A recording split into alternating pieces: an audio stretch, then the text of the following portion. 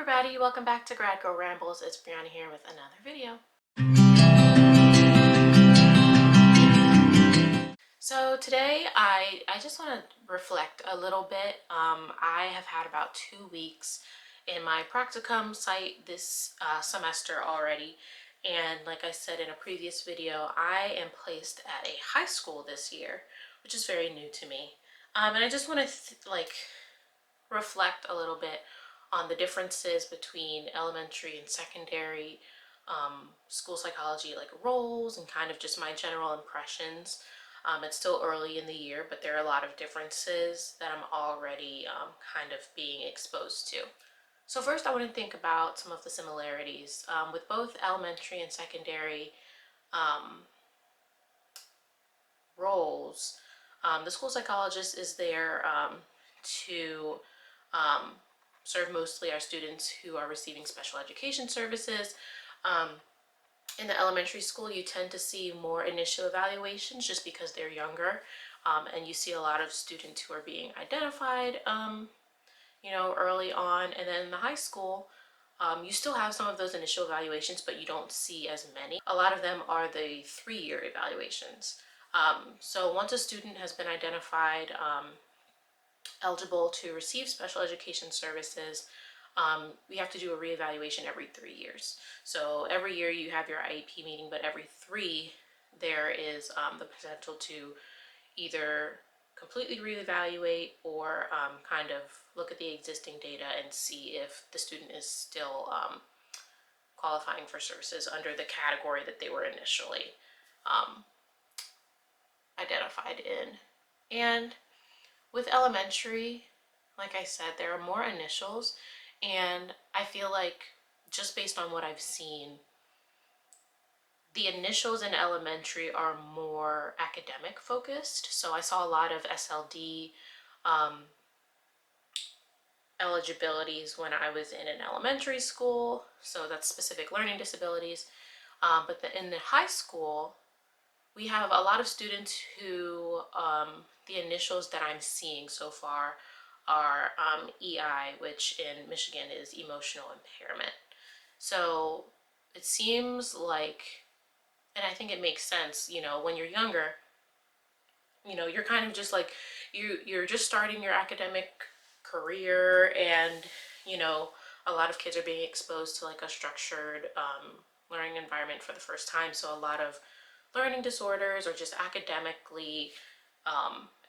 difficulties are really emerging in elementary. And in secondary, there are still students who are being identified as having specific learning disabilities in high school and middle school. Middle school is also included in secondary. But I'm seeing more social emotional difficulties later on. And it's really interesting because some of those students who are being identified with more social emotional difficulties, some of them are, they're at their 3-year and they're being reevaluated, and maybe they were identified as being eligible for services under a different category, and they still are technically eligible. The data still supports that they're eligible under the SLD category, but there are also now these emerging emotional components, and I think that just has to do with being, students have more experience in the world, and they're also, they're kind of, there's this whole self-discovery, and there are a lot more things that you deal with and experience as you get older, so that becomes harder for students, which has been really interesting. So I'm also getting more experience with different categories of eligibility that I always knew of but didn't necessarily always experience in my practicum sites. I also think it's really interesting. It's really interesting in secondary, and when I say secondary, it does include middle school, but for me, my experience right now is in high school, so I am speaking more to high school. When you are a school psychologist in a high school and you are either doing an initial eval or a re-eval, it's really interesting to see where they started. So for those students who are just now having their initial in high school, a lot of the information you have is, it's that classroom data from teachers. It's like report cards and test scores, like standardized test scores and things like that. But students who have been receiving special education services since elementary school, sometimes their files are so thick and filled with information. So it's interesting to see where they started in, say, like first grade and where they are now. Um, and it's interesting, especially if they have not been within the same school district. That is something that I am seeing a lot of. We have this long list of students who transferred from other school districts, and even just the messiness of the paperwork makes it difficult to kind of see where they fall. So just kind of like as an example, we have had several students transfer into our district from other districts, and it's confusing because the category that they were eligible for special ed services, like some of the paperwork is really dicey, and it's hard to understand how that other district determined that they were eligible based on the information that we've been provided. So even just navigating information you had from someone else it's a lot. But I'm really interested to see kind of how that pans out, because a lot of the students also, some of them transferred this year, but some of them transferred at the beginning of last year. And the district that I'm in was completely virtual last year. They were not doing like in-person anything. Staff could not go into their offices. Like administrators maybe could go in like once or twice a week for like very specific things. So it was very difficult for students who were transferring with services already in place to figure out, okay, this is what they had before they came here. We need to make sure that they have something very similar so that they have the supports that they need. But also it was virtual, which was an issue for all students, but especially those ones that they had no information on and they were trying to accommodate as best as they could. That made it very difficult. And now that they're back in person, there's a lot of catch up that we're trying to do. Something that I really do like about the high school level is the attention and the focus on outcomes post graduation or post high school. So when you are working in an elementary school, a lot of what you're doing is very fundamental. You're like, okay, here's a first grader who is having difficulty reading. We need to make sure that you are on the right trajectory so that you can be successful in school down the line. And we do think, especially with the students who are receiving special education services, there is that component of thinking about longer term goals. But when you're in high school, it gets very real very fast, because you have these 16, 17-year-olds who are about to be in the real world without, some of them without a lot of support like they've been getting in school. So it's been really fun to work with the students and the parents and the teachers to not only develop these plans to help them be successful while they're still in high school, but also taking in the students' goals. Like, okay, what would you like to do once you leave high school? Is it to, do you want to go into construction? Do you want to go into tech? Like, do you like computers? Like, things like that have been really interesting to me, especially because the high school that I'm in has so many options for students to do their elective courses in very applied settings. So a lot of what we're doing is like configuring their schedule. Like, okay, you're really interested in contracting and construction. Like, we have this program where students can literally go into the field, work with professionals, and learn how to build a house. Like, that is really cool. But you're not exactly thinking about that when you're working with like a second grader. So just making sure that students have the skills, the resources, the connections that they need to kind of take that next step once they're no longer within the school system has been really cool. And I think all of this is to say, I have always said that early childhood is kind of my focus, and it still is. I think early childhood is definitely my focus in a definitely research aspect, but I am very interested in the dynamics of working with older students, working with adolescents. I do really enjoy kind of the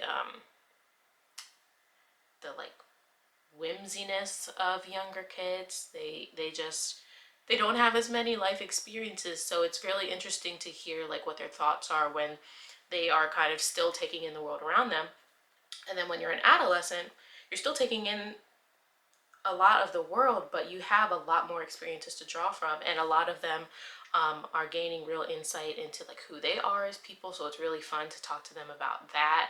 And even when we do assessments or like rating scales, the way that they respond to questions are so insightful. Whereas a small child, it's like very touch and go. Like you don't really know, maybe they don't know what they mean, you don't really know what they mean all the time. And sometimes they say things that you're not really sure make a lot of sense, but like it makes sense to them. And then when they're a little bit older, sometimes they're just able to talk about it a bit more in a different way. That also kind of influences how we look at some of their assessments. Like the student interview portion is so interesting to me because I did a brief interview with a second grader last year, and a lot of like her responses were about like I could ask her literally anything. It was like, oh, what was your favorite part of you know summer camp? And it was like, well, the candy and the ice cream and the da da da da da, which is fine, that's very valid.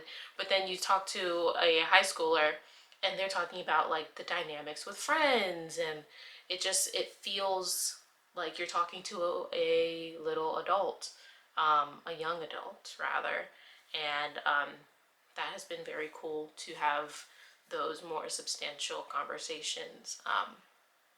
So yeah, I think it's only the second week, but it's been really eye-opening. And I still don't know if I would want to necessarily be primarily in a high school. If I do choose to practice in a school, but I'm not closed off to it as much as I thought I was before. So, which is great. These practicum experiences are here to give us different experiences from different levels, with different people, with different teams. Um, and I really like it. I think that I am opening my mind to some other um, ways to practice. And I am really looking forward to see how this year goes, especially now that, we've only really been in there for 2 weeks. We're kind of still, a lot of these students have not been in school since, was it March? No, March of 2020. So the other really interesting thing is we have students who are, we have 10th and 11th graders who've never stepped foot in the high school building, um, which is a very interesting thing. And then we have ninth graders who never really got any real transition to high school. The last time they were in a building was probably 6th or 7th grade. So there are just a lot of different things that are kind of contributing to how the team is operating this year. But I think it's just a lesson in being flexible and being flexible and open to whatever challenges that you may see.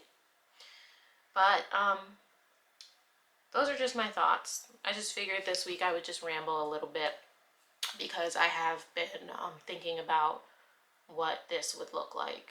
Also, we had I had to do I did not do it, I observed my supervisor do a risk assessment with a student, which it happens at any grade level, but when you do get to secondary, especially high school, I feel like they're more common. So that was the first time I've ever been exposed to that, and it was very hard, and I don't love that part. But I also can acknowledge that like this student was identified, um, and regardless of the outcome, whether or not they actually felt the student was um, at risk or not, it's interesting to see how this school kind of navigates that. So anyway, that was kind of a downer, but yeah, high school is very different, and I will be there all year, so I'm sure I will experience more things. But yeah, that is all that I'm sharing today. I'm looking forward to the rest of the year and sharing more of my experiences with you. So, bye.